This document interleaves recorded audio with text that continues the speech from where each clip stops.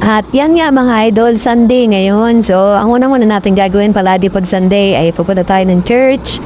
At ayan, nandito na tayo sa church. Nagsisimula na ang ating Sunday service sa Cebu Community Christian Church. So, dun sa mga naghahanap po ng church, pwede niyo po kaming puntahan sa Villa Samaniego. Bye-bye Looban Sisa po. Ano po, pwede po kayong punta dito. At welcome na welcome po ang bawat isa po sa inyo na gusto pong umattend ng Sunday service para po makinig ng salita po ng Diyos. So sa pagkakataong ito, buhat-buhat natin si Luke dahil wala siyang kalaro, wala siya sa mood maglaro dahil hindi natin siya pinagamit ng cellphone. At yan nga mga idol, so nandito na tayo ngayon sa church at nasa praise and worship na tayo. So yan, medyo kakaunti yung attendance natin dahil masama yung panahon, pero ano man mangyari ay tuloy pa rin yung ating Sunday service. So bagamat kakaunti, bagamat ilan dahil nga malakas yung ulan, ay wala pong makakapigil para sa pagbuburi at pagsamba sa Panginoon sa araw po na ito.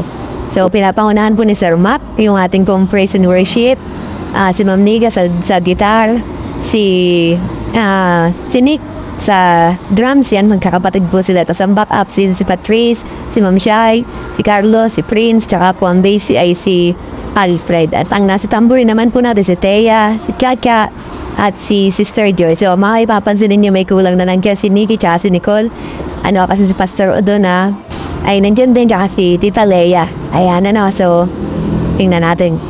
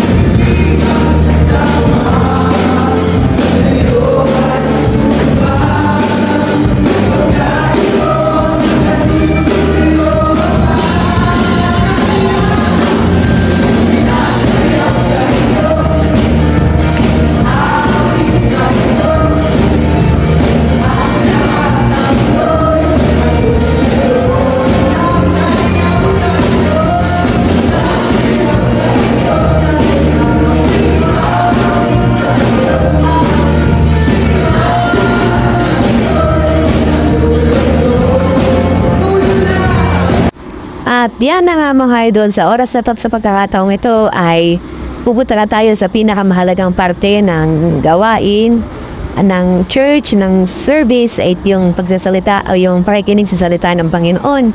At yan, so si Pastor Rodel Odon from Bayudbud Community Christian Church ang mangunguna sa atin para tayo ay pangunahan sa salita ng Panginoon. So pakinggan natin kung ano yung mga point na pwede nating matutunan sa pagkakataong ito at babaunin natin hanggang sa makauwi tayo. Ipagpapatawan na kahit hindi mo humingi ng tawad ng taong natuwa ng kasalanan sa iyo. Amen. At ngayon naman, pupunta na tayo sa closing prayer. So sama-sama nating pakinggan yung huling prayer sa atin ni Pastor Rodel Alvera. Siya yung aming senior pastor sa Cebu Community Christian Church. Kaya hindi nakakanda. So, napaka-importante na once na lumapit tayo sa Lord, kakaiba nito yung pananampalataya. Katulad ngayong umaga, naniniwala tayo na kung may karamdaman tayo, gagaling tayo. Diba? Kung dumaranas tayo ng kawalan, tatanggap tayo. Kasi kaya ka nandito ngayon, meron ka pananampalataya. So that's faith.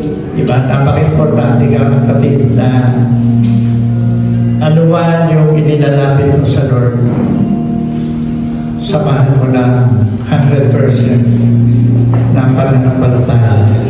Na ang Diyos na nilalapitan natin, buhay at makapangyarihan. Ibinigay ka niya yung buhay sa iyo, sa akin lahat. Yung pakayang mga pangangailangan natin, even yung kagalingan natin.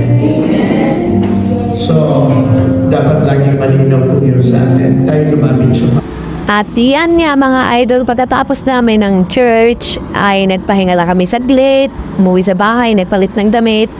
Dahil may pupuntahan pa kami na birthday party. Ayan, so attend tayo ng birthday party natin sa Jollibee at birthday ni Nathan. So yun si Nathan yung nakaupo at in-invite tayo ng Mami Red at kanyang anak para sa birthday party ni Nathan. Ano. So medyo malakas ang ulan, medyo malakas ang bagyo.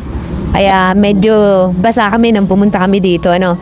Pero nag-enjoy kami, masaya kami at dito natapos yung araw namin.